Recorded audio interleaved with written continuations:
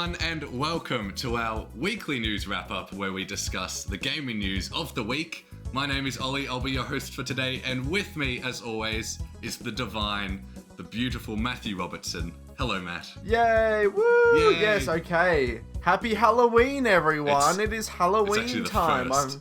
You missed it. Oh, okay. Well, we're recording. Well, in the States, it is Halloween currently. Ah, true.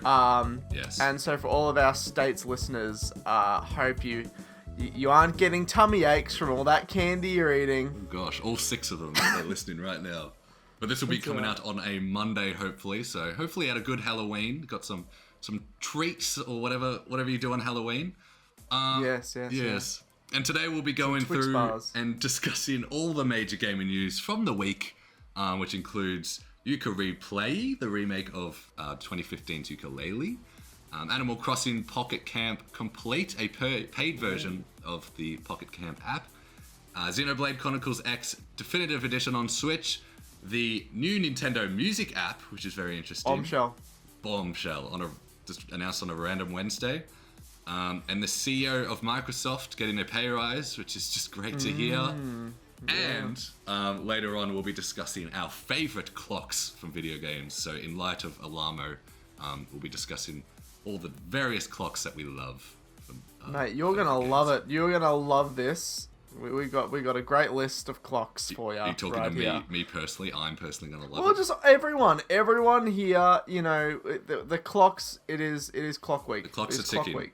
All 6 of our listeners, you're going to love it so much. Anyway, the first announcement that came on the 24th of October, and Playtonic announced that a remake of the 2015 collectathon Yooka-Laylee called Yooka Replay, that's very funny, which is the Banjo-Kazooie inspired platformer that's a love letter to 3D platformers of the 90s, that will be releasing on Xbox Series X and PS5, PC, and Nintendo, and they didn't specify what, which is interesting, but we'll talk about that. Yes. So I haven't really played the original Yooka-Laylee game. It was always something I wanted to get to, and is it on Rare Replay? No, it's not on Rare Replay, wouldn't it? It's not Rare, you silly. It's Playtonic. Yeah, it is Playtonic. I'm sorry. Dum-dum. It's so similar to Rare that I thought it was. Yes. But yeah, so I've always wanted to play it. It got sort of middling reviews upon release, but I'm just looking at the trailer now, and it looks really sort of pretty. Like, obviously it is a remaster, so I think I might actually give this one a look, because obviously I love the collectathon platformer genre. And yes, so the fact that they said Nintendo with a knowing eye icon, it's very telling. You know, something could be coming soon. Something's coming. Something big is coming. What do you think, Oliver? I did play this when it came out. So, me and my brother, we grew up huge Banjo-Kazooie fans. And when this was announced, because Playtonic consisted of devs from the original Rare from the 90s, because Rare, at the moment, doesn't contain any devs who worked on Banjo-Kazooie.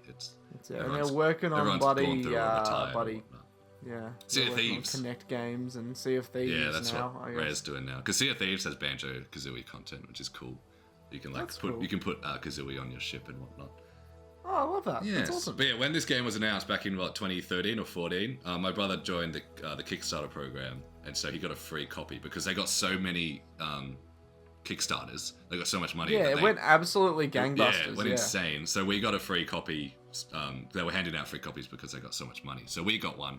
But then the game came out like a year or two later in 2015, and I just never played it until I think 2017. I was like, oh yeah, I forgot about that game, because the reviews weren't amazing. I think it didn't land as well as I think they wanted it to. Yeah. And then I'm not sure why, because I guess maybe it was the level design, or maybe it was just a little bit archaic. But yeah, it's interesting. And then I did get around to playing it in 2017 or something on Switch, and I didn't really have a great time. And like you mentioned, I think it was the level design. Like, the levels were really big and open and boring. Like Banjo-Kazooie, all the levels are tight, and there's like stuff in every corner and things to jump on and explore. Whereas here it was a sort of a big open area with nothing of interest, and I thought the art style was very ugly, and maybe because I was playing on Switch as well. But yeah, for a game that I was really excited for when the Kickstarter was announced, it just sort of dropped off in my mind. I mean, that's the story with most Kickstarter game projects, right? So I think it's not a new tale there. But look, I'm always happy to see them give this another attempt. This is a new remaster, so maybe they're going to fix some of the issues with regards to polish and sort of aesthetics. And then, like, I think they should try it again. They should just make a Yooka-Laylee 3 in that style. Yeah. Just refine it, because that's, like, you know, give it another go. Give it another go. Like, there's always room for improvement, you know? Yeah, and that's why refining the format, that's what counts. Yeah, that's why I am excited for this one, because even though I didn't love the game, I loved the studio. Like, they made Yooka-Laylee and in the Impossible Lair, they went to a 2D game, because I think they knew their 3D direction wasn't quite working. And then that game is apparently amazing. I haven't played it yet. So I'm excited to give this game another chance. I was thinking about replaying the first one soon, but I'll probably check this one out. But from the looks of it, it looks the same.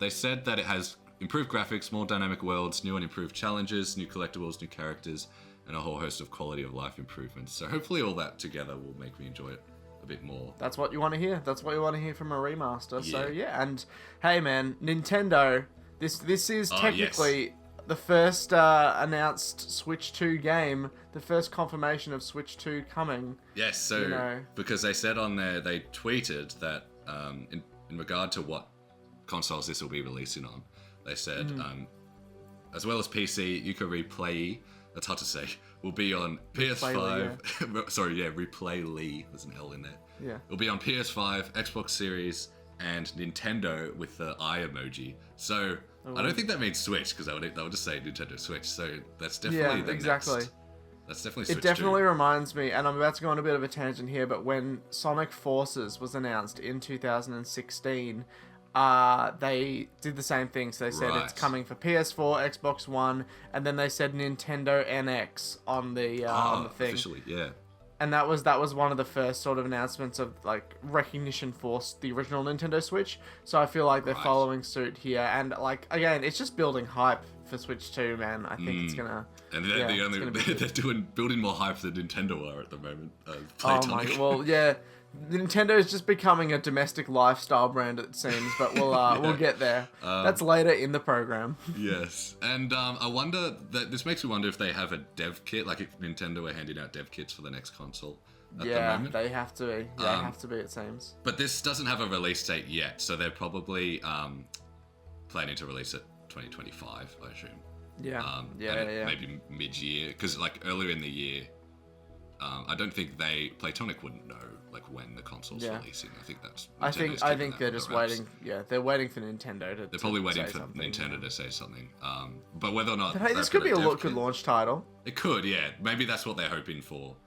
Yeah. Because it's a remake, like it shouldn't be too hard. It looks pretty much done based on the trailer. Yeah. I think the release date's not announced because they want to capture that Nintendo opening area. Yeah, but to answer your thing, I think it is pretty safe to assume that dev kits have come out for the Switch 2. Games are being produced on the low for it, and if it's comparable in power to the Xbox and PlayStation 5 in some way, that would be great. But not holding my breath. It's Nintendo after all. But as long as the game is fun, that's all that matters to me. That's all that matters. And I wonder, like, if they would give out a dev kit to Platonic, because they're a very small studio. They're like 20, 30 people. Yeah, but they've got a lot of buzz around them, right? That's true. Ukulele did really, it was a really sort of outward-facing campaign, Hopefully. Anyway. Yeah, but that's all for Yooka Replay. Will you be playing this, Matt? Do you reckon? Yeah, I think I'll give it a go. Again, 3D collectathon platformers have sort of had a resurgence with Astrobot and the new sort of Mario expansions, 3D World being re-released a couple of years ago, that type of thing. So, yeah, I think it's a resurgence, and I'm here for it. And, I'm excited to give it another shot. Definitely. Yes. And anyway, in other news, on the 28th of October, Nintendo announced a paid version of Animal Crossing Pocket Camp to replace the existing mobile app. And this is due to the online service being shut down. And they previously announced this, that the online service for the app will end on the 28th of November 2024 at 3 p.m. Coordinated Universal Time, which will be 1 a.m. on Friday the 29th for us in Australia. And so this new app will be released the 3rd of December this year, and then players will be able to transfer their existing data from the previous Animal Crossing Pocket Camp app. This is just so confusing to talk about. Yeah, this is a whole can of worms. Look, opened. I don't know about this, man. I feel like that this should be a free thing. Personally, this is ridiculous. The online servers are going down. That's on Nintendo. The game player base is likely already spent money on microtransactions to get cosmetics and that type of thing. They've already invested time and money into the game, so I feel like this should be a free Switch. Yeah, it's like, why shut down? Because they're shutting down the online servers. Why do you need a entirely new game just to have an offline version? Like, shouldn't you be able to just shut down all the online services and just have the game? Odd. Like, does the game not work offline at all? And surely you'd be able to get around that and fix it somehow, unless it's so... I don't know, it's so complicated in the code. It's such yeah, exactly. And again, it's like, why do the online servers need to go down in general? Like, isn't this just like a popular game? Anyway, but I think the biggest nail in the coffin here is the price tag for this new complete edition. Yeah. Following Nintendo's classic legacy of exorbitantly priced online mobile titles rather. They are charging $20 US for this. Yes, and it's also $20 Australian. I think it's $20. $20 Australian? $20 period. Yeah. Yes. But it will be $9.99 until January 1st, 2025, so next year. So there's a 1 month period where you can get it for $10 less if you want. But dude, just $10 for a mobile game is... insane. I would have thought they would have learned their lesson with Super Mario Run back in the day, literally 10 years ago at this point almost. But no, they think that, and look, maybe they can charge for this because it's Nintendo after all. But like, still, I think for a mobile game, $20 Australian, $10 for a month is a bit crazy. Yeah, and like $10 or $20 for a Nintendo game, that's a steal. Like if you're playing it on Switch or anything else, I'll be like, yeah, I'll pay $10 for a little Animal Crossing experience. But this is the mobile demographic. This is completely different. Like mobile phone. Yeah, the landscape changed specifically. Where apps have been free for the last 10, 20 years. And this game has been free for however long it's come out. Yeah, true. Yeah. And Nintendo, their first game was paid, and I think they realized that was a mistake because every game they've made, mobile game they've made since, has been free with maybe microtransactions like Mario Kart Tour. So yeah, it's weird that they've gone back to what I would have thought they think is a mistake. Like I would have thought they'd learned from Mario Run, but no. It's a weird decision on their part.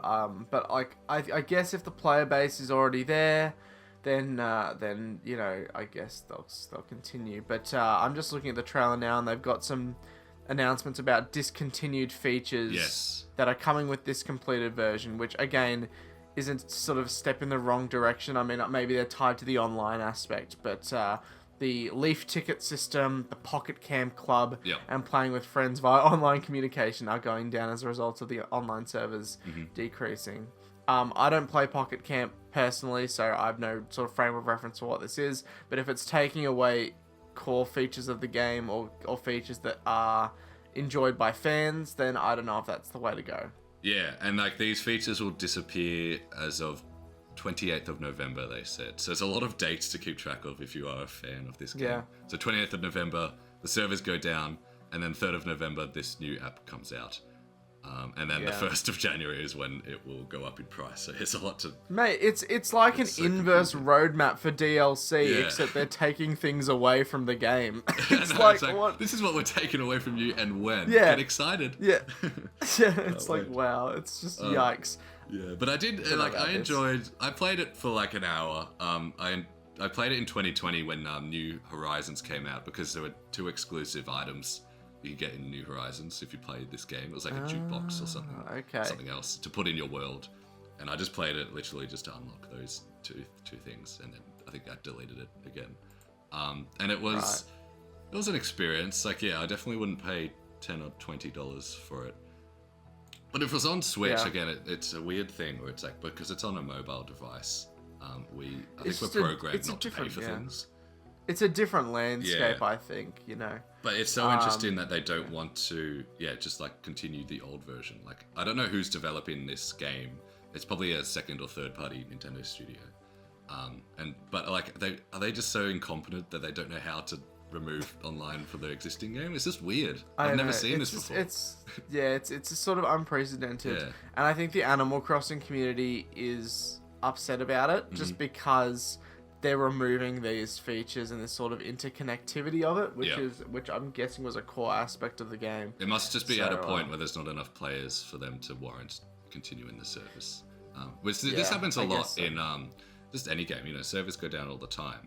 But it's just this one just stands out because of the way they're doing it. It's really dumb. I mean, a big example recently is The Simpsons Tapped Out, which was a very, very popular online mobile sort of what's it called, a grind game, you know, where you have to like build up your resources over like years and years and years. And they recently announced that the servers are going down for that as well. So I guess it's just about time and player base and the balance between the two. So we'll see how this does. It'll be interesting. Let us know if you'll be playing Animal Crossing Pocket Camp. Yeah. Let us know if you'll be paying $20 for Animal Crossing Pocket Camp complete as well. Just because that is, for me at least, that is a bit insane to quote. It's insane. Nintendo's insane. So this is another normal Nintendo decision. Recently we've had with Alamo and with what we'll be talking about later, we've had a few very Nintendo things happening. It's good to see they haven't changed. They're on form as usual. Yes. But speaking of Nintendo, on 30th of October, so yesterday, just on a random Wednesday for us, on just a random Tuesday for you guys in the US, Nintendo announced that Xenoblade Chronicles X, the Wii U Xenoblade Chronicles, will be coming to Switch in the form of Xenoblade Chronicles X Definitive Edition. And so this game will contain graphical enhancements and appears to feature new story content likely to tie in with the other games. So Xenoblade 2 and 3, maybe, which one on Switch. And I think this is great, Yeah, I haven't played any of the Xenoblades. But I remember back in the Wii U era, just looking at the box art for this game, it had me really, really intrigued. It had that picture of the cool mech. This was like a flagship for the Wii U era. Yeah. I mean, the graphics on the original Wii U game sort of made it sort of a tentpole flagship title. And I feel like because it was on Wii U and it came out sort of in the latter part of the Wii U's lifespan, it didn't really get the attention that it deserved. So the fact that it is now coming to Switch is I think long overdue. I mean, people have been clamoring for this game to get a re-release since the sort of Xenoblade push at the start of the Switch's lifespan anyway, so it's great that it's here. Yeah, and I forgot when it came out. I thought it came out in 2014, but no, it came out 29th of April 2015, which is actually my birthday. So there you go. Realize it came out. Yeah.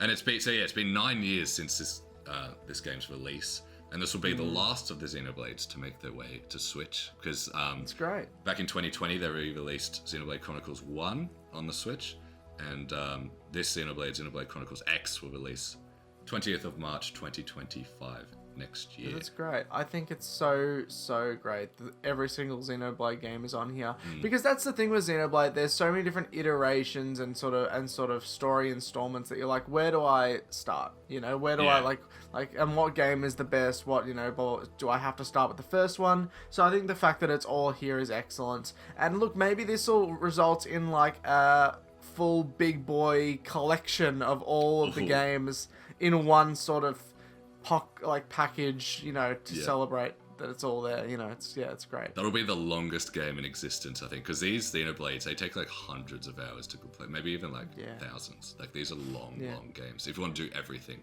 Again, I haven't played. The game never ends. It just never ends, which is exactly what you want in your video game. That's it. It just goes one into the other. It's like as soon as the credits of Xenoblade 1, it's like the title card for Xenoblade X just comes in. It's like, oh shit, here we go again. Never stop. Keep grinding.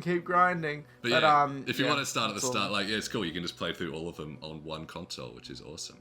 Yeah, it's like Kingdom Hearts, right? That was the problem with that, and then they released the collections, and now it's all there. Yeah. But yeah, I've always I'm not a massive RPG fan, but Xenoblade's always intrigued me. So I think it might be time to jump in head first. I'm the same. Like, I love the art style, but yeah, just JRPGs I struggle to get into. But I will maybe get around to these. I might buy them and then get around to them in a few years.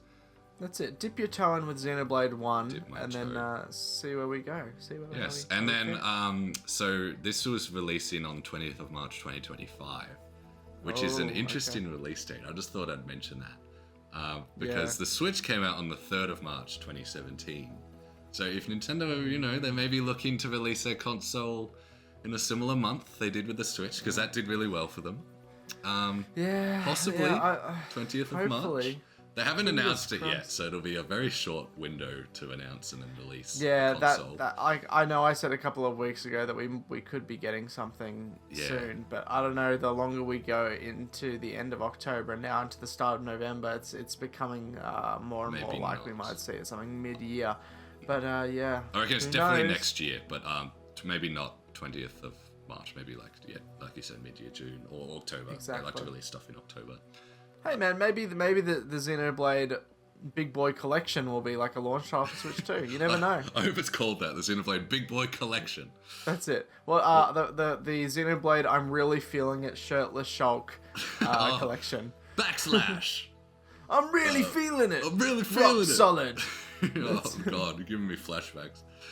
Mate, classic 2016 vines right there. It's crazy. Yeah, but if I'm right, I think this is the last game currently announced for Switch, like the latest to release. Yeah, 20th of March. I don't think Metroid Prime 4 doesn't have a release yet. Yeah, so but I think that might be cross-platform. Yeah, and they did say it is released on Switch, so that will probably be the last. But other than that, this is probably the latest we know of the Switch's timeline as of yet. And now that this also means that there's only like 3 or 4 Wii U exclusives still on Wii U that aren't on Switch. Well, what's left? There's let me double check. The Zelda HD titles, the Wind Waker HD and Twilight Princess HD. Nintendo Land is another one. Oh, that's one I would love. That's still bound on Wii U. And I think that's about it. Like they've done a good job of wiping their hands of the Wii U brand and architecture. They're like, it's done. It's dead. You can forget about it.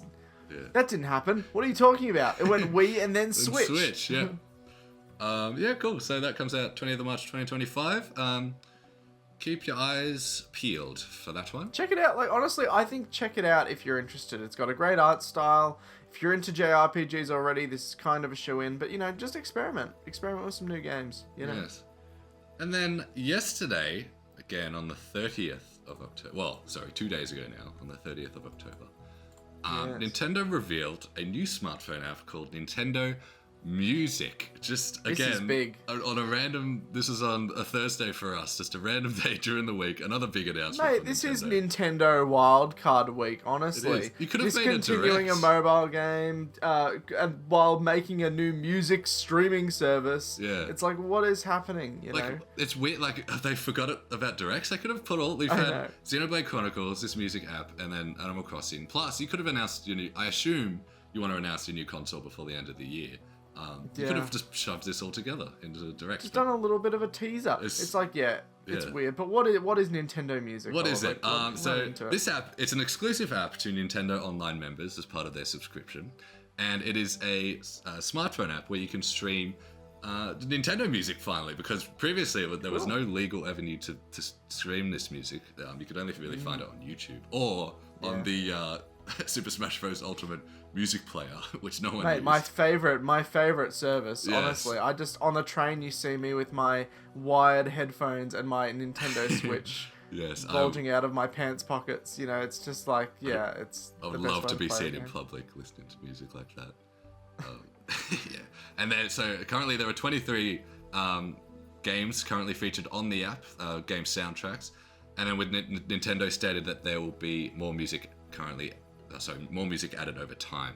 And then the service at the moment, in terms of Switch games, I've got songs from Breath of the Wild, Mario Kart 8, Super Mario Odyssey, Kirby Star Allies, Animal Crossing, New Horizons, Splatoon 3, Pokemon Scarlet and Violet, Pikmin 4. But that's all the Switch games. I've also got music from the NES, Super Nintendo 64, Wii, and GameCube. So there's a good selection. All eras. I love this. There's so many good features that they announced with this app. There's a spoiler prevention service where you can if a song is possibly like it plays at like a spoilery moment of a game, or the title gives away a point of the game, you can not remove it, but you can obfuscate it from the track list, which is cool. There's also the ability to extend these tracks, like looping for like 60 minutes, half an hour, 15 minutes, which I think is excellent because obviously these game soundtracks, they are designed to repeat and loop and be a little bit more repetitive than your standard sort of music fare. So yeah, I think these are great sort of quality of life services that Nintendo fans can look forward to. And look, I hope they keep updating this service. I hope they keep updating it with new music from really sort of out there games that aren't just like your Marios and Zeldas. You know, bring in I don't know, what's a niche like game? Sonic music? Or are you talking about... bring in Sonic music. Well, no, but like you know, party? from first party, bring in some really sort of niche stuff. Bring in like, I don't know, Kid Icarus or something, or like bring in Kid Icarus. Bring in like the soundtrack to Super Smash Bros. Brawl. You know, it's like why would it be there? Just put it all in there. You know, it's because there's some great tracks all around. Yeah, and people, like, they've been wanting Nintendo music on a streaming platform for years. Like, this is really, really late, but, like, a lot of people are excited about this, but essentially because it's finally here, like, something... Exactly, a method of listening to their songs. And, like... Look, I don't think they're disappointed. Yeah. No, yeah, and, like, I think everyone would still probably prefer their music just on, like, Spotify or something, but again, this is Nintendo, so they got to do their own thing. And honestly, this isn't the worst. Like, I was listening to the app yesterday, and it's actually really good. And again, like, it has its own unique things that no other service provides, which I think makes it a viable option if you want to listen to music. Again, with the spoiler tags, that's something that no other streaming service would have, because why would you? Like, it's so context specific, you know. Yeah, and like, in terms of video game music, I'd say this is probably the best app out there. I'd just love to see, like, the rest of the Nintendo library show up. And even, like, we laughed earlier, but maybe even extending it to third-party Nintendo games, right? Like, I think, that's what I was thinking, like, I would love that. Like Sonic, I think Sega would like to play ball with this. And Well, Sega's already on Spotify, all their music on Spotify, but something like Pokemon would be like a shoo-in. Mm-hmm. You know, absolutely. Yeah, and then, like, Sega, like, I'm sure they'd love just to do both. They have their music on both platforms. Because again, there's unique stuff to this app that I think will entice third-party developers. Like, again, the various... You can have playlists for specific characters. So, like, you can click on... I've got the app open now. So you click on Bowser, and it comes up with, like, the Bowser theme from the original Super Mario Bros. Or, like... That's cool. The final boss from really Galaxy. It just seems really tailored to your sort of Nintendo fans, you know, which I guess is the point. But... Currently, it's only available for Nintendo Switch Online members, which is great for them because it obviously increases the value of the service. But I just like, if you don't have a Switch Online membership, maybe add a little tier there, maybe like a light version or something where it's only like $5 a month or whatever. Yeah, because like the Switch, you just get access it's like to $60 a year for the expansion pack.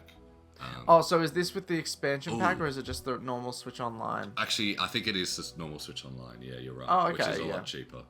It's like half the price of the expansion. But at the moment, I'm paying $60 for all of it a year. Yeah, the big boy stuff. And we were talking about last week, like, the value of the expansion pack, whether it's worth it. I know this isn't in it, but this is definitely, like... It adds stuff. I would pay, like maybe $10. They're doing all the right things. Yeah. Yeah, so, like, I think this is great. Again, I'd still prefer it on a streaming service, and I think a lot of people will. Dedicated streaming, yeah. But obviously Nintendo wasn't going to do that, no. So I think it's I think this is the next best thing. I really just hope they keep updating it with new games and new titles, and they don't just keep it to the baseline like they did with like Virtual Console or something. Yeah, so they've only got 3 games from the NES and like 2 from the Game Boy, only 1 from the GameCube, which is Metroid Prime. So it's missing like a lot. Like, there's probably only like 1/10 of all the music I would want on this service. Yeah. That I'm just assuming that they're going to add stuff. They said they will add stuff over time. We'll just see how often they do, because if it's once a month, how regularly, and it's like, if it's like 5 games once a month, that's not nearly enough. They've got to do like a full console library every month. Yes, I would love that. Like the Switch... Like NES month, yeah. Yeah, like I listed off the Switch games. That's pretty decent, and I think they want all those on here because again, Switch is current. Most people are playing those games and want to listen to that music. So there's 9 Switch games currently on there. But like again, you don't have any Smash games, and they've probably got the greatest collection of soundtracks in any Nintendo game that's ever. It. And again, I'm like, no one wants to listen to the Smash Ultimate Music Player. So well, I was about to say that would take market share away from that music player, that's man. true. You can't deviate resources from the biggest streaming service in the world, the Smash Ultimate Music Player. This is what they're whispering in Doug Bowser's ear. They're like, don't. They're just like, okay, we got to divert, but not too much. Yeah. But yeah, like I was listening to this. I saw you yesterday, Matt, and on the way, I was listening to Nintendo songs on the train, and as you do. I was just trying to hide my phone from people's vision so they didn't know what I was listening to. But that's always been like, I don't know if you listen to a lot of video game music, Matt, but like I've always been a little like, you know, well, like, oh, what are you listening to? And I'm like, nothing. What song? It's like those "What song are you listening to?" TikToks where they stop you on the street. Yeah. It's like, "What song are you listening to?" Yeah, I'm listening to "What I'm Made Of" from the Sonic Heroes soundtrack. Yes. I'm sorry. But yes, now great song though. I would recommend. Yeah, I feel like this is great for just video game music fans because there's no app really like this, and like I think we can finally be accepted in society, in a way. This is video game civil rights movement right here. It's excellent. It's amazing. Gamers, rise up. Gamers, rise. But yeah, I was listening to a lot of the Splatoon 3 soundtrack, which is like my favorite. I love it, and like I love how because in Splatoon, there's a whole bunch of different bands like in the universe who make different songs, and those bands exist in real life. Like Nintendo have different people in real life to play the music for each band in the game, and like the app sorts it by the bands as well, which is really cool. So it just adds really a level of like immersion for Splatoon, and they don't have Splatoon 2 yet. So they have Splatoon 1 as well? No, Splatoon 1? So no Wii U games actually. I'm just looking. There's nothing man, for where's Wii your U. Nintendo Land support? Some of those songs in Nintendo Land was great, and because Mario Kart 8's here, but it's deluxe, so like the Wii U has been erased, honestly. So I wonder if they had 3D World or something, effect. Will they just put the Switch version on instead? Yeah, plus Bowser's Fury. Oh, it's so weird. sad. It's a weird. I don't know. But so that was one thing that a lot of people on Twitter were getting angry about with Nintendo music was that the actual composers for these tracks weren't actually credited. Rather, it was just like the game itself that was like and that's put in the bio. That's poopy. Nintendo have been like this. I don't think they do credit their composers in credits of the game sometimes. There's the same thing with studios as well. They never mention which Nintendo studios working on a game, or even like second party studios. That's come on, man. It's the easiest thing to do. They need to do a better job of crediting their, all their devs, not just the people that make the game, but the composers and the studios as well. Yeah, but I'm sure with the amount of sort of blowback that they've gotten from that point specifically, it'll come in a new update. Yeah, I reckon. I'm sure they've seen all the backlash. That's really the only backlash I've seen for this app is, other than the fact that they're being Nintendo and not using another app for the music. Yeah. That's something I think they will rectify, or not. Maybe they'll just ignore everyone. But look, it's only been a day, 2 days since it was announced and released. So like we're poking at molehills here, I think, man, or whatever the idiom is. And like I think it's a long process. Yeah, it has only been a day, but I've already listened to everything like I wanted to. Like I've already gone through. There you go. Sort of listened to everything. So they need to update this in a week, I think. Consume. And there's also Game Boy and Game Boy Advance. I forgot to mention that. Oh, nice. Yes. This is actually kind of cool. Like, I know everyone is not like a Nintendo fan. Like, why are you excited for this? This is stupid. But I think it's fun. It gives me this Sorry, go on, Oliver. Sorry. Like in this age of like where you can access access media like constantly. Like you open Spotify, you get whatever you want. It's nice to be excited for like releases of like music again. Because like it's gonna be released like once a month. I know it sounds stupid, but like I don't know. I like. Yes, the main theme from Super Mario Sunshine's out. Yeah, like it will get me excited to listen to it because the songs on here, like I've heard notes and sounds that I've never heard before because I used to listen to these songs on YouTube, and I'm like, these are such great quality. I'm like, wow, I've never heard this little guitar riff or something in the background and stuff like that. Yeah. So like in that. Look, man, I think this is Nintendo's branch into the sort of the homeware lifestyle world. This and Alamo. Yeah. All they need is like a smart fridge, and then we'll be set. They're leaving the video game industry. They're going back to like That's playing it. cards. Yeah, that's it. Just lifestyle. Yeah. That's it. But yes, Oh, well. but that's it for Nintendo for this week. Thanks, Nintendo. That was a fun week. Thanks Thanks thanks for your input, Nintendo. We really appreciate like that. Christmas came early. And then and Christmas came early, and then they took some features away from the Animal Crossing fans, so it's like the inverse. Christmas came early for them too. Yeah, I think Great. so. And But Christmas didn't come early for Microsoft. No, and in sad news, in more upsetting news, I would say, this comes from the NBC. According to them, Satya Nadella, the CEO of Microsoft, received a 30 million pay rise this fiscal year. And this is the year which a ton of layoffs have been going on, obviously. And so last year, specifically, Nadella received $48.5 million as his salary. And this year that increased to $79.1 million. So that's Yikes. nearly a third increase, which includes his salary, stock awards, and various other compensation. To put that in reference, that is the same amount of money that Robert Downey Jr. made on that new Avengers deal that he just secured. Right. 79 million. So Yes. it's like, wow, you know.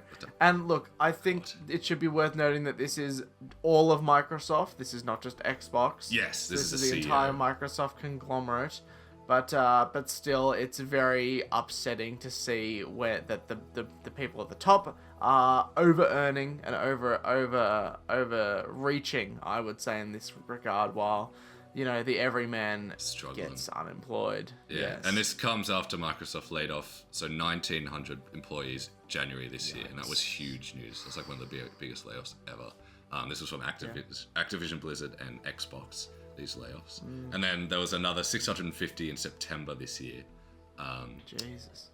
Another 650 employees laid off, and I don't have a lot to comment on this. All I'll say is, remember back in the Wii U era when they weren't doing too well, and Sakurai took a 50% pay cut at the expense of not laying off employees.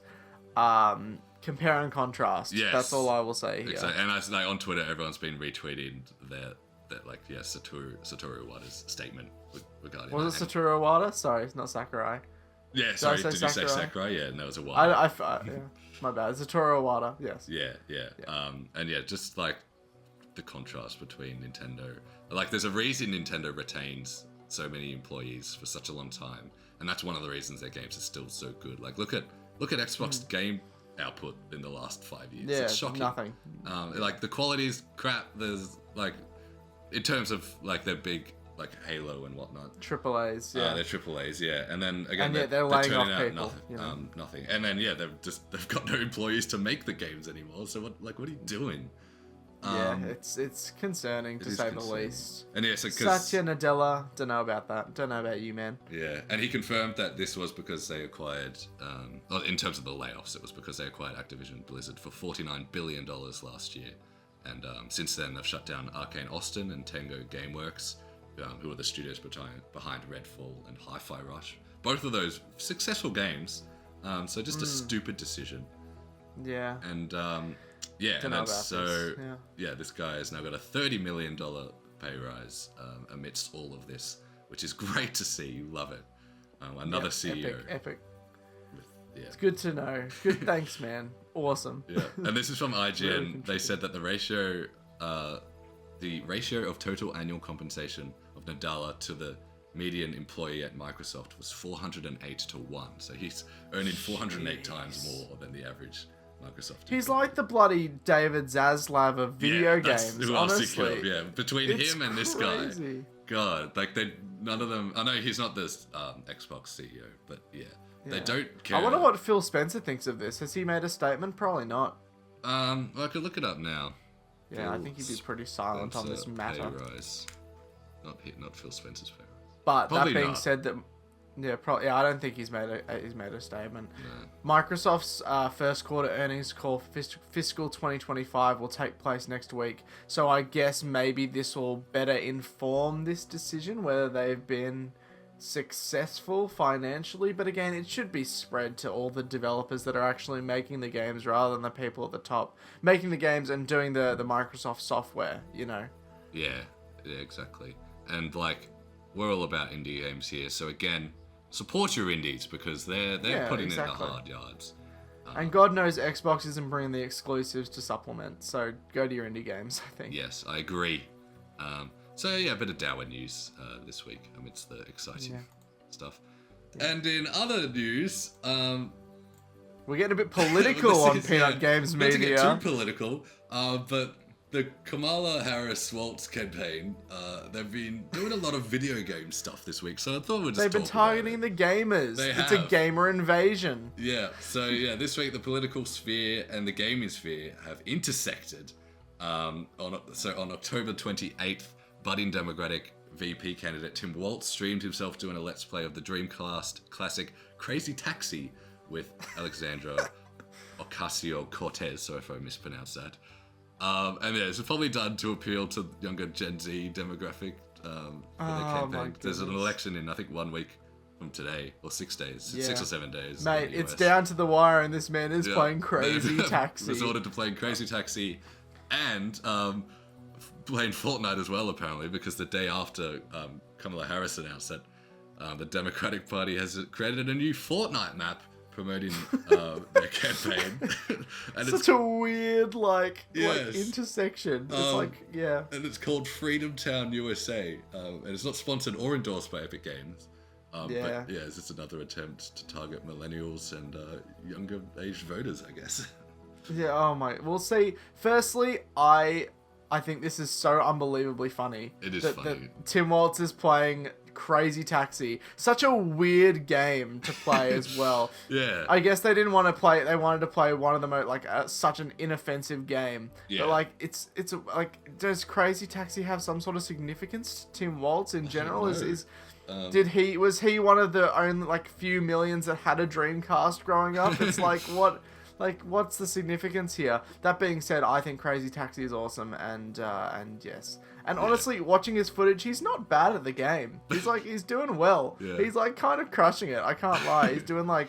He's doing some cool moves. He's getting those fares. And hopefully this brings more attention to the Dreamcast as a console, and we get maybe a Dreamcast Classic down the line. If the Democratic Party comes into power, they'll be like the return of the Dreamcast. First order of business, Dreamcast Classic, make it happen. This has been turned into such a meme. It's so funny. It's so cool. But it's funny that they want part of their campaign is having Tim Waltz drive around, like run over people in a car. It's like, is that what you want to be shown doing? But again, it's a 20-year-old game, and they probably picked it because he remembers it.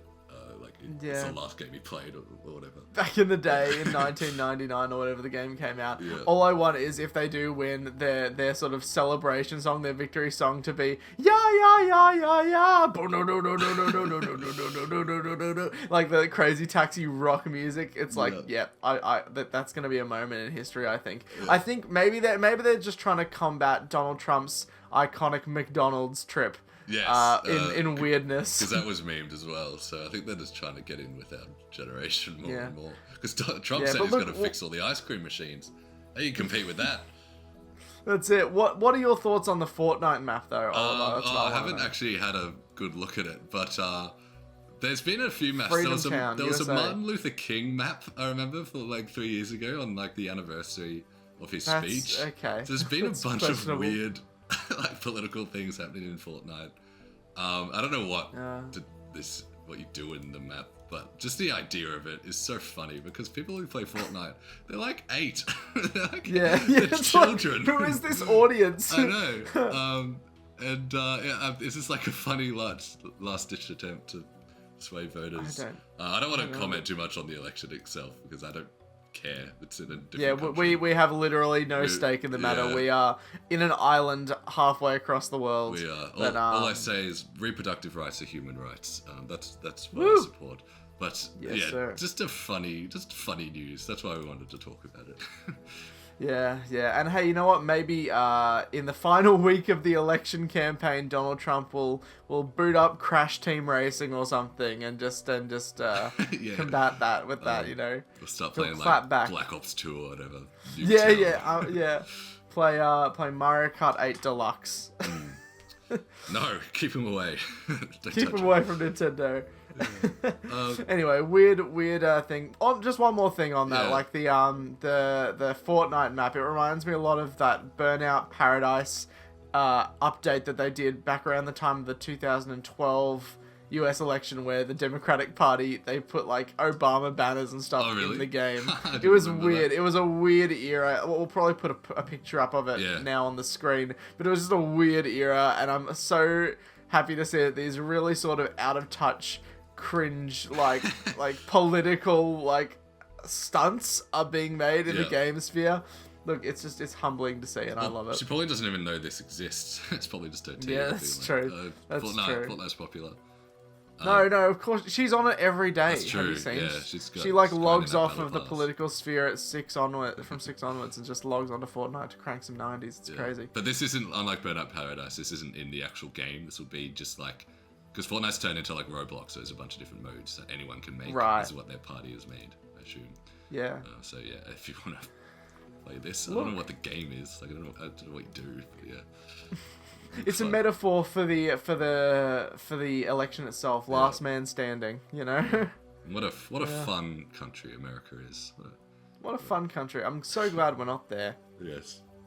Anyway, that's it for the news of the week. Mate, you're newsed up. What a way you, to the wrap audience, up. are newsed up. You're newsed up. You're full of news. You can go out and spread the news on behalf of us. Thank you. That's it. So in light of Nintendo Alamo being announced and released, we thought we'd talk about our favourite clocks featured in video games. Mate, I'm so excited for this. Can I just say, I have been hard at work researching and tirelessly scoping the internet for all the clock-related characters and levels in video game history. Yeah, you're excited. I'm so excited. I can't believe it. So I tasked Matt with coming with us today with 5 clocks. So we've got 5 clocks each. These can be anything from like a boss, a level, an item, or whatnot in a video game, and just talk about why it's your favourite. So we'll see how this goes. Mate, this will be fun. This is going to be great. I'm so excited. Great. Do you want to hear my first clock? So clock number 1, Matt, take us away. What is it? Let's see. We have the Time Eater from Sonic Generations. This is the boss from the Sonic Generations game, and this is now the 3rd time we are talking about Sonic Generations on this audio discussion series. But so basically, this is the final boss of the game. It eats time, so it eats the levels of Sonic's past, and you have to battle it out in a final boss at the end of the game with Super Sonic and against Dr. Eggman and Dr. Robotnik. And look, at the time when this game released back in like 2011, this was like the coolest thing, like a time eater. He eats it. He devours it. It's like, what is... I'm actually watching it now. It looks kind of cool. It's a sick boss. It's awesome. The final boss itself isn't great, I'll be honest. Like, the mechanics are a bit awkward. But, bro, he uses time portals to use his fists to punch through the portals, and you have to dodge them. It's really cool. Wow. Anyway. So wait, this is in the new Sonic Shadow Generations? This is in the new Sonic X Shadow Generations as well. You can experience the Time Eater. Have you played this yet? Yeah, so we'll get there in the beanbag segment. I have had some experience recently with Sonic Generations. That does look sick. I love a good like on rails flyer shooter type thing. Is what it looks like. It looks like Kid Icarus is what it reminds me of. Yeah, it is very similar to Kid Icarus Uprising. But yes, the Time Eater. There you go. That's awesome, Matt. Clock number 1. That's a fantastic clock. Thank you very much. I'm very impressed by your clock decision. Hell yeah. Right. What's your first clock, Oliver? My clock number 1 is the Terminal Clock Tower from Majora's Mask. Ooh, nice. Yes. Good pick. Good pick. When talking about iconic video game clocks, I think you can't go past the Terminal Clock Tower from Majora's Mask. This is probably the first clock to ever exist, I think, in the world. This is the first clock in the world. This invented the clock right here. It's invented, mate. I'm so ready. Yes. You know. And so this is probably most well known for its iconic clock sound. Hang on, let me just get it up. Let me just play it for you. You want to play it through your speaker? Yeah, let me just play it for you. I'm so ready. Everyone knows this sound. Like you've heard this, right? It's creepy. It's spooky. Yeah. It's used everywhere. It's freaky. And so you can hear this sound no matter where you are in the map, and that's why I love it so much. And obviously, like time, it's an important aspect of Majora's Mask, and like this clock. It's quintessential. It's quintessential to the game. It just solidifies that theme, and also if you look at the clock in the game, it shows you like how much time has passed, how long you have left until the world ends. So it's an important game mechanic. Not only as the world's original clock, it's also important in the actual game itself. It's amazing. Yeah. I want to play Majora's Mask now. Like, I really hope they bring the 3DS remaster to Switch or Switch 2 eventually. Have you not played it before? I've played about 10 minutes of it, man. like the intro with the what's it called, the Kokiri kid or whatever. What's it called? The Skull Kid. Yeah. Yeah, well, no, when Link gets turned into the Deku Link. Deku Link, yeah. That's the one, yes. But, great pick. Amazing clock pick, Oliver. And also, it's located in Clock Town, which is also extremely relevant Mate, as well. Clock Town, I love it. And you can go inside the clock as well. You can, like, climb up it. And that's where you go to the final boss. You climb the spoilers. Mate, it's a quintessential clock experience. You see the inner workings. Yeah. You know, it's amazing. I think the best clocks are a clock you can go inside. That's my opinion. That's an excellent segue into my next pick, Oliver Duncan. Right. Hit me. I'll just let you know, because my next pick is, let me just get it up, Uncharted 4, Chapter 11. It's called Hidden in Plain Sight. Wow. And this level, you actually, Nathan Drake and Sully, his partner in crime, they go into a clock tower in, I think it's, I forget where it is, but, so that they're looking for Uncharted 4, A Thief's End, PlayStation 4, now on PlayStation 5, and in this level, they're tracking, the Henry Avery's treasure, and for this they have to go into a clock tower and do an amazing platforming puzzle. So yeah, in this, it's honestly one of the best moments of the game. There's like an underground puzzle moment where you do some like picture matching and that type of thing, and then by the end of it, you're scaling a literal clock. You know, you're jumping on cogs and bells, and then by the end, the clock like begins to give way and like break. So if you just skip to the end of the video, you know, it's amazing, it's incredible, and you fall all the way down to the end of the clock after scaling your way up again. It's like a monumental part of the game. It's incredible, and I love Uncharted 4, man. Yeah, it's a great game. And this is one of the best parts of the game, in my opinion. And then right after this, it transitions into an amazing vehicle segment around the streets outside the clock tower. So it's just like, it's got excellent. everything. You've got inside the clock, outside the clock, on the clock. Like, as I said, I know. Best games are when you are inside the clock, I think. And this has convinced me to play Uncharted 4. It's a great game. Here. Oh man, I would recommend starting with Uncharted 1, 2, and 3, but yeah, Uncharted 4 has the clock, so if you want to start there. It has the clock. Is it a way to skip just to the clock?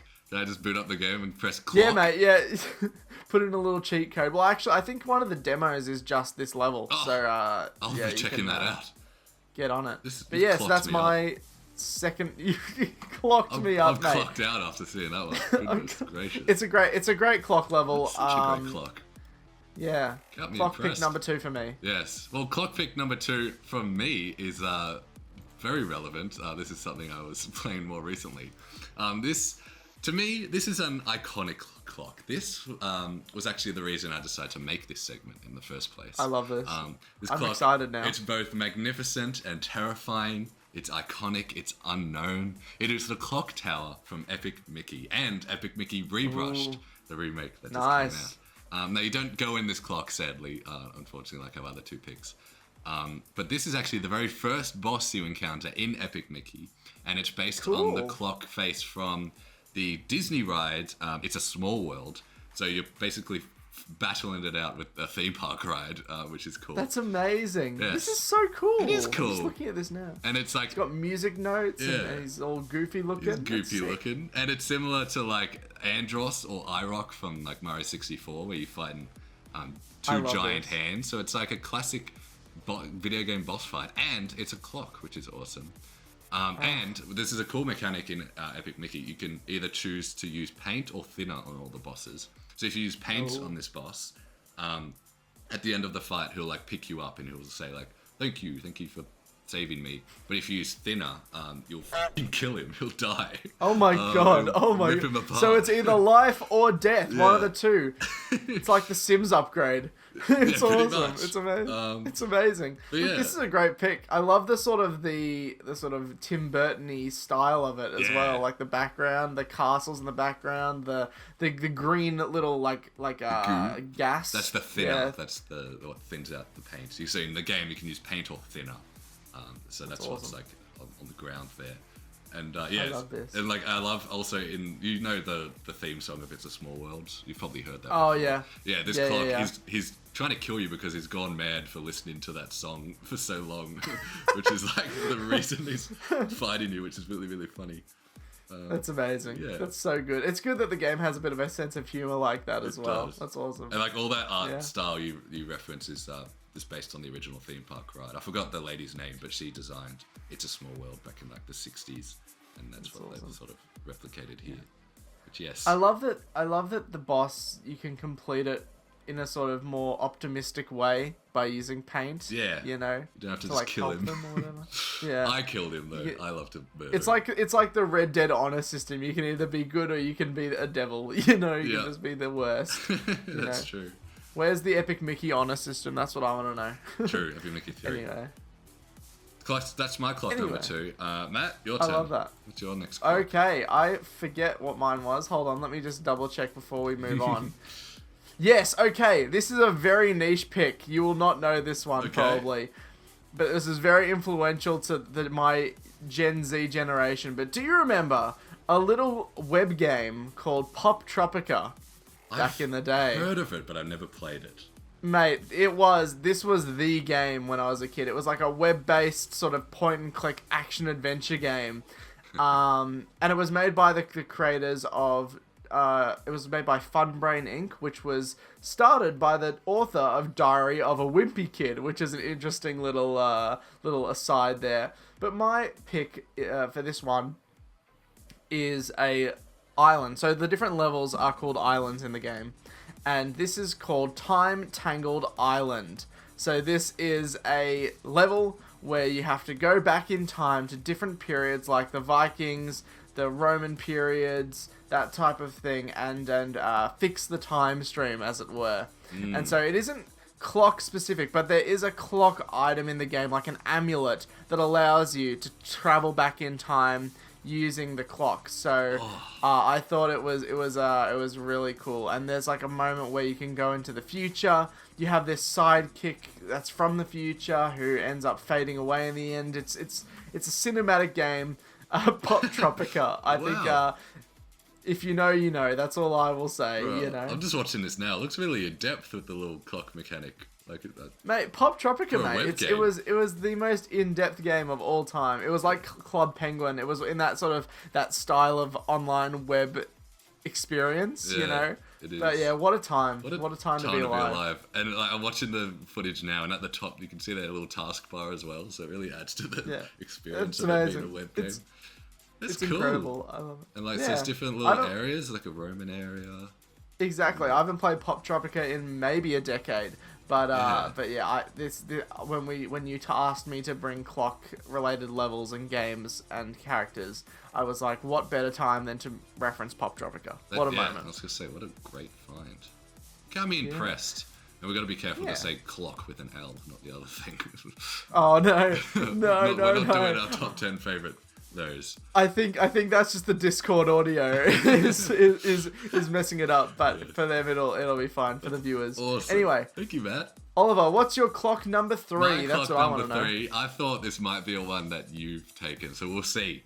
But this it's a very iconic, probably the most iconic clock in video games. This is indeed TikTok clock for Mario 64. Nice. Yes. Very, very good pick. This is probably the very first thing you think of when you think video game clocks, I reckon. And of course, this is a Mario level which has you jump inside a clock within Peach's castle. And the whole level just takes place inside a clock. Again, we mentioned this is our favorite clock things, is when you actually get to go in them. And it features a ton of clock references. There's big gears you can jump on. There's swinging pendulums. You enter the level through a clock. You do. It's like a grandfather clock. I know, you get to amazing. go outside and inside the clock, and you like become little. It's like you're little in the clock. It's so good. I love this level. This is one, honestly, aside from like your obvious, your Bob-on battlefields and your sort of wing cap areas, this is one of my favorite levels in Mario 64. Just the amount of sheer like platforming like up like a clock face is like it's really fun. Also, and the controls are excellent too. It is. This is one level you just go up like you just climb the clock the whole level. It's purely vertical. The stars are just along the way. I don't know why there's swinging pendulums inside the clock, but whatever. Hey mate, I'm not a clock maker. I don't know how it works. Maybe there are. Yeah, I've never opened a clock. Exactly. But in terms of embodying clock elements, I think this is simply the best. It hits the nail on the head, mate. This is like you got 10 out of 10 clock for me. Yes. Yeah. Love it. Love it. What do you have, Matt? What's your next one? Okay, clock number 4 has a bit of a story behind it. Alright, so when you tasked me with finding clocks in games, I didn't want to just do levels and that type of thing, because I felt like we should find characters that embody clocks. I didn't even think about and time. That. Yeah, and so I went on the internet and I looked up characters, like time manipulation characters. Okay. And obviously you get your obvious ones. I'm just looking at the list now. We got a few obvious ones that I'm just going to shout out quickly, like Alternate Diego, Azrael from Undertale, Balthazar, all those characters. But one of my favorite ones that was on this list at giantbomb.com, for some reason he's in this list. It is Biff Tannen from Back to the Future, the game. Whoa. He was on this list. He was on this list of time manipulation characters. Not only that, but he was number 8 on the list. Whoa, he's like the third best. He was like, I'll tell you, he was above Chrono from Chrono Trigger. He was above Colt Van. He was above Clank from Ratchet and Clank. He was number 8 on this Chrono list. from Chrono Trigger as well. I forgot about that one. Well, Biff Tannen from Back to the Future, the game. I love the photo you sent. It's just the smallest PNG. It's like 20 pixels wide of him standing there in a tracksuit, just staring off screen. Biff Tannen, ladies and gentlemen. This is my favourite video game clock, Biff Tannen. Hey man, you can't. It's. I knew you were gonna be like, this isn't right, so I brought the facts. I fact checked. Makes it work, yeah. It makes sense. Number 8, time manipulation character Biff Tannen. It counts as a clock. Boom. Clock number 4. Get clocked, lad. That's cool. Honestly. Yeah, and just looking at him, he gives off clock vibes, I'm not gonna lie. Mate, the clock energy rating off of Biff Tannen from Back to the Future, the game. I want a Biff Tannen clock on my wall now. Yeah, me too. Me too. But yeah, if you're ever wanting to learn about different clock time manipulation characters in games, there's quite a few. We'll learn about Biff Tannen. Just to note, Doc Brown from Back to the Future the game was also on this list, right. But he was a lot lower on the list, which I find amazing because he is the one that actually makes the time machine. Nah, Biff Tannen. Biff Tannen. Yeah, sick. So yeah, That's number awesome. 4 on my list, Biff Tannen. There you go. Alright, well my number 4, not to get confused with my number 3, is TikTok Clock, not from Mario 64, but from Mario Kart DS. You just gave up. You just No. just, again. I didn't give up, I dug deeper. You dug deeper. You went down a bit of a rabbit hole. I did. Yeah. This is amazing. So while it's based on the 64 level, it's actually has a lot going for it, I think, in its own right. So for starters... It's completely different. It's completely different. So for starters, you get to drive across the clock. In elements of the clock, which is something you didn't get to do in Mario 64, as that obviously it didn't have any cars in it or motor vehicles of any kind. That's it. So if you exactly, if you ever played Mario 64 and you're like, I really want to just drive everywhere. I want to ride a bike. Oh, there's no bikes in this game, but I want to drive a car as Rob the Robot through this clock. Here you go. It's here. I love that. That's so funny. The thing too is like.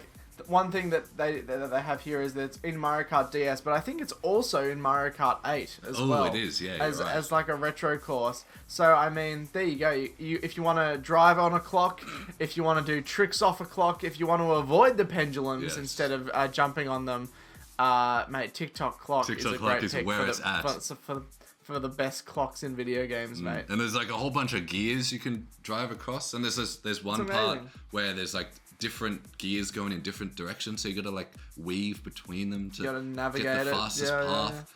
Again, there's the swinging pendulums are back from 64. You got to avoid them as they try and hit you.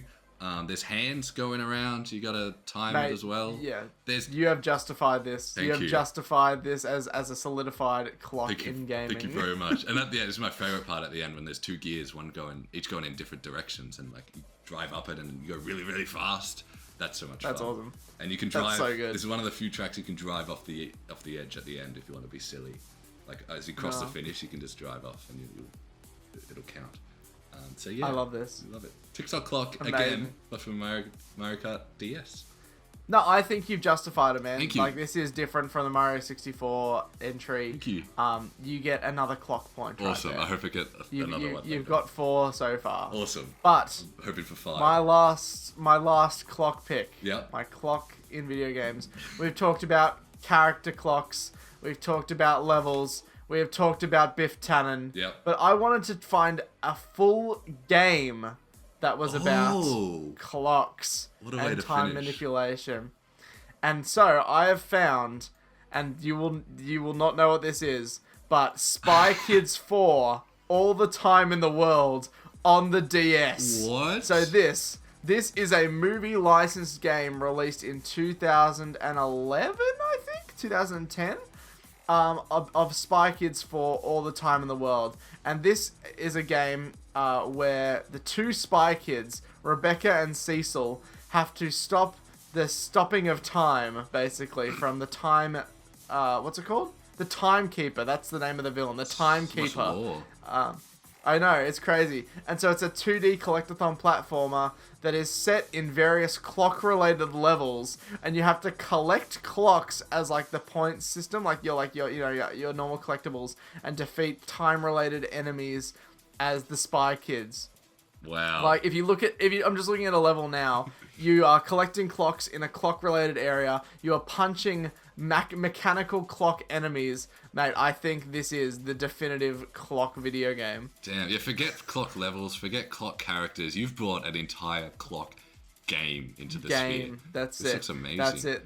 Spy Kids All the Time in the World on the Nintendo DS.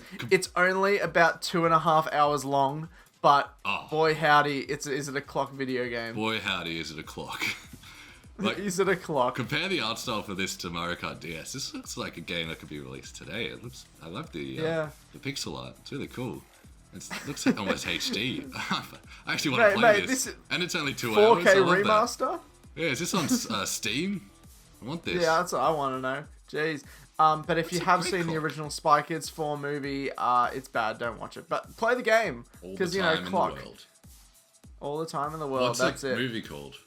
Is it called All the Time? Spy Kids All the Time in the World. Yeah, okay.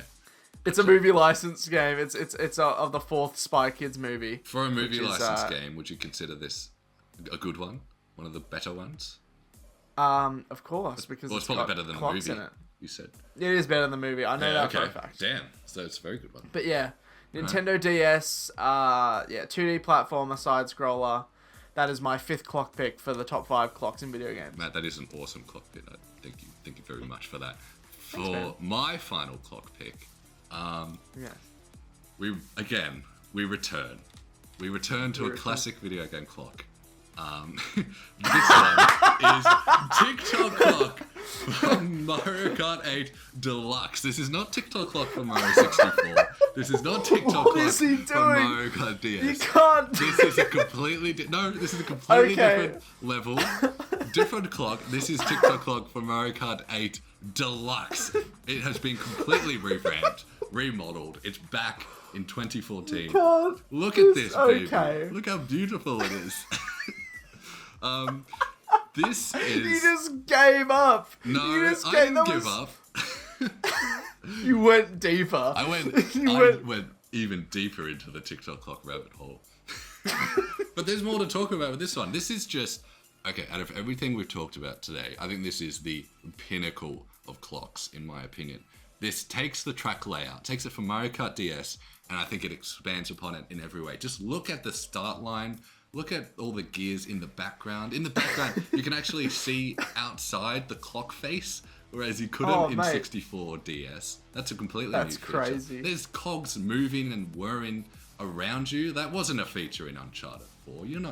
They're not physically on there. Maybe they were, but like you're. But it's not a competition. You're not small in this one. You know, you're in Uncharted. That's true. You get to shrink down. You can't. Okay, in Uncharted 4, you can't trick off of the clocks. You can't I'll give trick you them that. off. Also, you can trick off. You know those two cogs I was talking about at the end that are really fun. You can ride a bike on those in this one. So it's completely different. Completely. There's a glider section in this one. Yeah, there is. And you can glide over that section with the cogs, where previously you had to like weave your way through. You can just skip over it. It's awesome. And I mentioned the swinging pendulum. Not only is there one swinging pendulum that was featured in Mario Kart DS, there's two now, Matt. There's two swinging pendulums at the start of the track. Two swinging Mate, this is incredible. Look, you can trick off the hands. I was and the a cogs. hater. Man, I was a hater before this, but you know what? Your oh baby a triple of TikTok clocks has solidified itself. This is I the think best you're clock redeemed. in history. Yeah, and also like clock sounds. Mate. That's That's a good point. Okay, we haven't talked about the diegetics of the clocks in any of these levels. What does I think this Biff have in terms of clock sounds? He's voiced by Tom Wilson. Hey, I'm Biff. Yeah, he's voiced by Tom Wilson in the PS4 version of the game. But like that's actually a good point. So I actually really like the TikTok clock theme in Mario Kart 8 Deluxe. I think that's a great song it goes like in that soundtrack. Tick tock, tick tock. And you can trick off the hand. So I'm just watching the gameplay, and there's a little little artwork of TikTok clock, like in one section. You see a little drawing of it, like some engineer made it. It's awesome. It's awesome. Look, screw the haters. Oliver, I think we've smashed exhausted TikTok clock, and you could drive off the edge. Sorry, you could drive off the edge at the end again. They kept it back. They kept it from Mario Kart DS. What's not to love? So is this the definitive TikTok clock for you? Yes. Until they make a fully TikTok clock game, just a Mario game set completely in TikTok clock. In TikTok clock. You can hey man, they have Sonic Generations. They could do a Mario Generations, but the hub world is a TikTok clock. I would love that. And you transition back in time to all the different Mario levels there. But man, I think we've smashed the top 10 clocks in video games. We've got characters, we've got levels, we've got games, we got racing tracks. You know, I bought just like levels, and bosses. You bought the characters. You bought two entire clock themed games. Awesome. Yeah, it's amazing. Amazing. So good. Thank you for that, Matt. Thank you for indulging my clock impulses. That was fun. We should do like a top 10 every week, I think. But I guess you'll have to find out what the next top 10 is by tuning in next week. Top I guess. 10. But anyway, that was our definitive clock list. So if you have your own clock list, it doesn't count. This is the only one that exists. This is the top 10 yours doesn't count. Ours did. Yes. Anyway, Matt, what's it time for? What are we going to sit on? The beanbag. The beanbag. It's time for the beanbag. I think I said that with the exact same intonation as last week. The beanbag. Matt, what's it time for? The beanbag. Oh, that's a good one. All right. So in this section of the discussion, we'll be talking about the various games we'll be playing this week since we last met up for this. So Matt, why don't you start us off? I think you're playing the same things again, but well, look. So I beat Batman Arkham Knight earlier this week. Oh, awesome. So that's done and dusted. Great game. So now I've jumped basically headfirst into Sonic X Shadow Generations. We have talked countless times on this audio discussion series, but yeah, it's a great game. I finished the Sonic Generations portion the other day, and I've just started Shadow Generations. So yeah, it's an amazing game, well worth the praise that it is getting across the board, and you should all play it, especially you, Oliver. You got to get it. It's time to get it. I gotta play through every other Sonic game in existence beforehand, though. So hey man, that would be a good series idea. That would be a good series.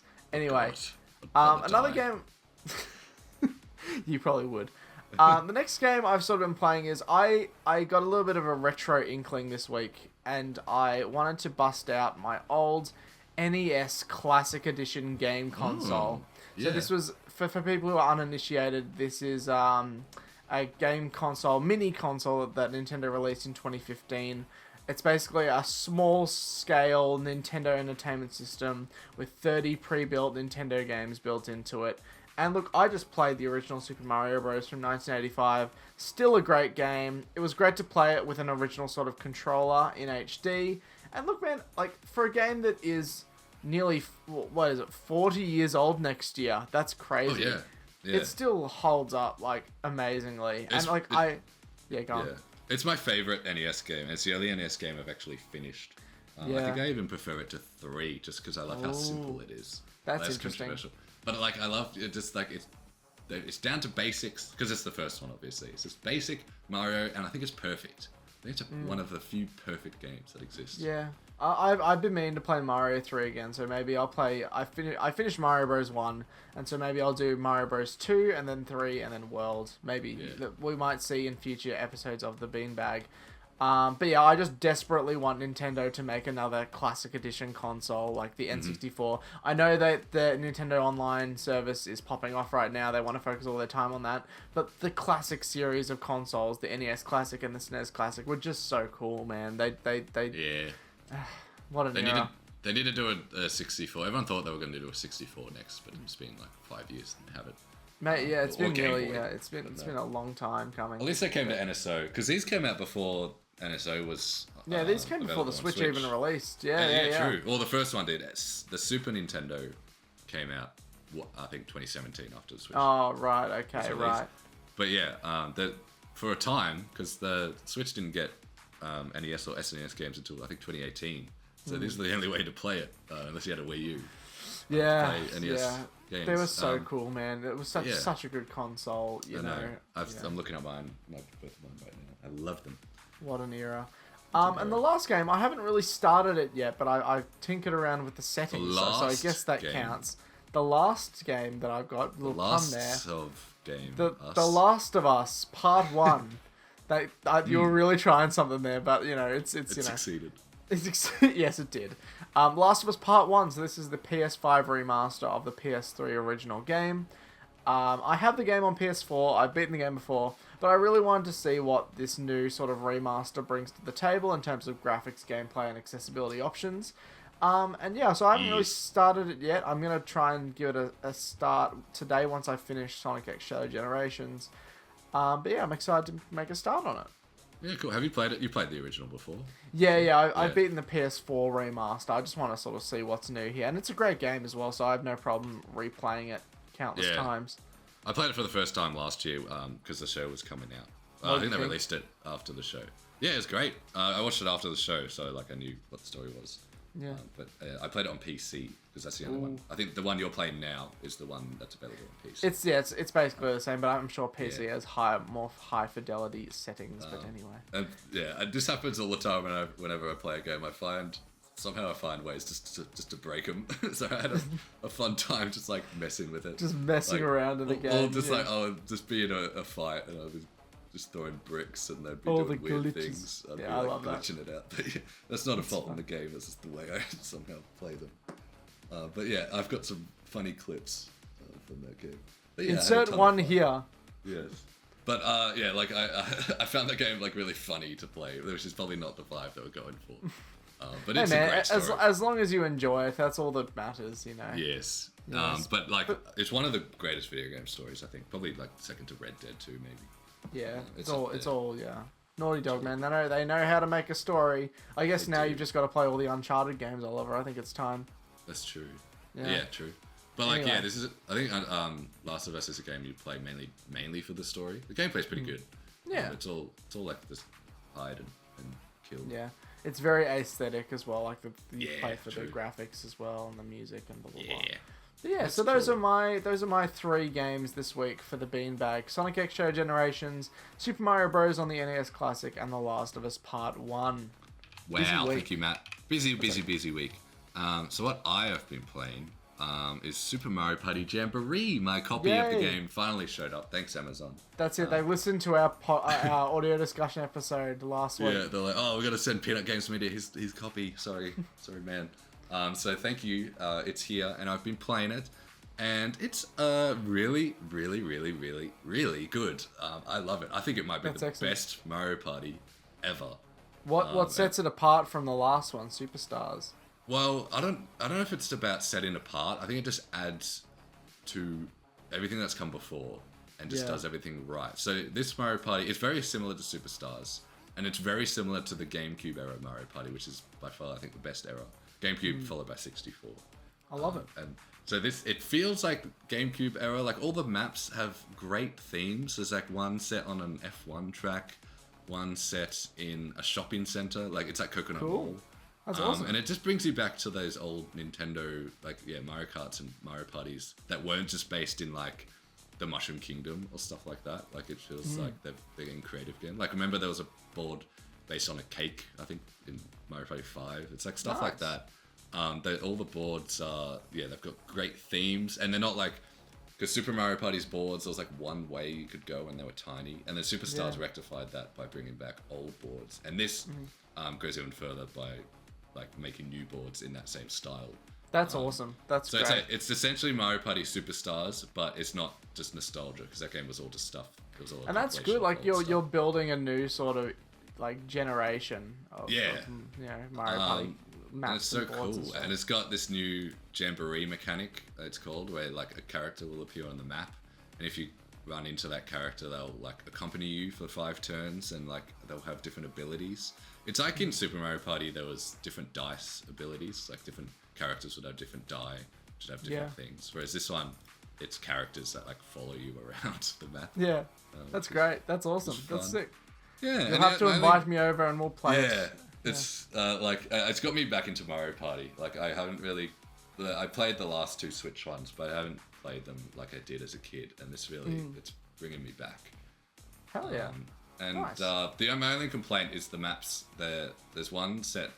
I can't remember what it's called. It's got a giant Wiggler forest or something like that. Wiggler forest. But it just looks like a bunch of game assets that have sort of been plonked down in a field. Like it looks like this game was sort of made in a year. It's in some parts. Yeah. The gameplay is amazing and it's everything I want. But like visually, they need to, I think, spend maybe a little more time on them. Yeah, maybe take a break. Yeah, take a break instead of releasing 3 on every console, like they're doing at the moment. Make one really good one. It'll be like the Mario Kart 8 Deluxe of Mario Party. It'll be like the quintessential experience. Yeah. And I'd love a launch title for Switch. Absolutely. Maybe a big Mario Party, not a launch title, but maybe one Mario Party on that console. That's just in the year, in the release year, I think would be good. Yeah, because it reminds me of Mario Tennis and Mario Golf on the Switch. They're kind of looked very hastily put together, just visually. Like it's just trees with no shadows and stuff like that. Just objects. And that's my only complaint with this game. Other than that, I love it. Like I would fully recommend it. I think it's my favorite Mario Party before this was like 5 on the GameCube. I've played that a lot recently as well. This is, I think, now my new favorite. I've only played. That's great. That's good. Yeah. That's what you want from the latest Mario Party release. Yes.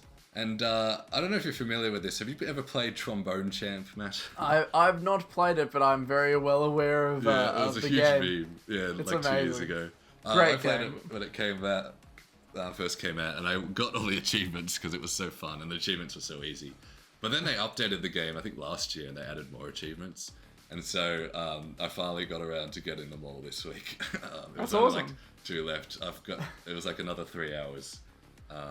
See, I don't think I could ever properly play that because of how like precise it is. Like if you're like even slightly like under flat or sharp, it ruins the song. You know? Well, even if you get the notes right, it makes a funny sound. If you don't know what we're talking about this rhythm game.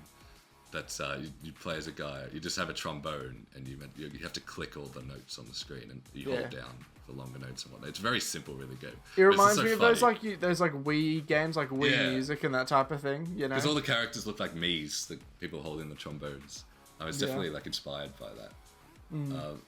But it's good that you've been enjoying it. You know, is there like I'm not well versed. Is there like a story mode, or is it just there's you just like unlock different songs. Like all the songs are like classic Beethoven and stuff like that, and like national anthems. The songs you'd play with a trombone most likely, and some funny ones as well. But it has a great sense of humor. The game as well. You can most of the achievements are like involved around collecting cards. That's like the main objective. You collect cards, and on the cards it will have like famous people who've played trombones and stuff. all the famous trombonists. Yeah, you know? But it will have like a made up backstory for them or something. Like this person was killed by a trombone or something like that. Oh no! And then the loading screens say like there are more trombones on Earth than humans, and it's really funny. It's a really funny game. But yeah, so I collected all the cards. That's what you had to do for the final achievement. You had to collect 10 of every card. Famous tromboners. One card just has a picture of poo on it.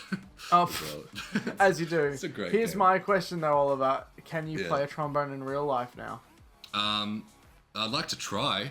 I reckon I could. It's a pretty good. You know, it's like those Guitar Hero players that like tried to transition to becoming real musicians. Really? Yeah. It's a weird era, but yeah, perhaps the same thing could happen with you and tromboning. I look forward to seeing that. There's a great. Speaking of Guitar Hero, there's a great video essay out at the moment talking about it. Like Guitar Hero, they made 6 games in like 7 years, and then I think they made 7 games in 1 year and then went bust or something like that. Yikes! I'll find the link to that, but yeah, give it a watch. That's something else I watched this week. To learn about this weird era of Guitar Hero. Anyway, what's any other games you're playing this week on the Beanbag? I talked about Halo Infinite. I don't know why, I'm just getting a lot of achievements in games at the moment on Steam.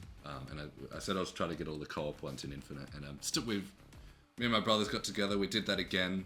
Every Wednesday is Halo night now, so we get on Infinite. Nice. And we've gotten all except like 2, I think, of the co-op achievements. Just collect everything in the game.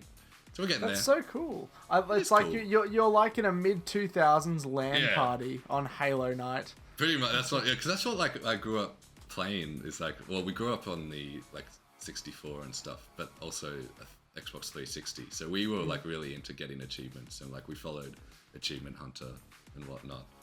So this just brings me back to playing like Halo 3 with them. It's a lot of fun. What a moment! I'm sure I will join you on the later Halo games when. Yes. And I did start playing Halo Combat Evolved with our sound editor who'll be editing this. We've been playing the first Halo game, so you're talking about Halo a lot in this podcast, even though I don't. Well, Matt, you've been talking about Halo. I've been talking about Sonic X Shadow Generations. True, yeah. It's just our go-to comfort games, you know. Yeah. I promise I'm not I'm not the biggest Halo nerd there is. You're not a Halo head. No, it's just a current phase I'm in, I guess. Yeah. But that's it for the beanbag, I think.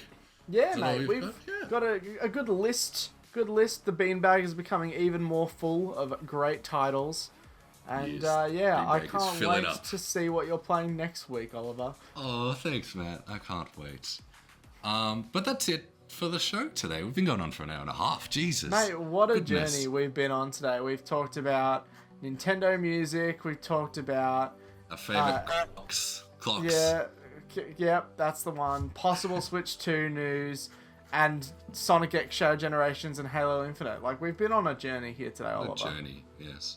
Anyway, that's it for today. So thanks for listening. Thanks for watching. We'll be back next week with more news to cover, obviously. But before you go, please follow Matt on Instagram. Matt, where can they find you at? You can find me at matt_r.ob on Instagram. That's it for amazing film news that I'm making. That's right. Yeah. Awesome. And obviously subscribe to Peanut Games Media for future discussions like this one. Go follow our socials at Peanut Games Media on Instagram, Twitter, TikTok, and Threads. So go follow us there. And again, thanks to Daniel for the sound mix. And stay tuned later this week, maybe Sunday, for our review of Epic Mickey Rebrushed, which I've been working on. Ooh, that's it. Look forward to that. That'll be good. Want to Awesome. know what he thinks of the game? If you haven't been watching these episodes, I think he likes it. But we'll, big clock boss in it. But yes. Awesome. So cheers, guys. We'll see you later. Later.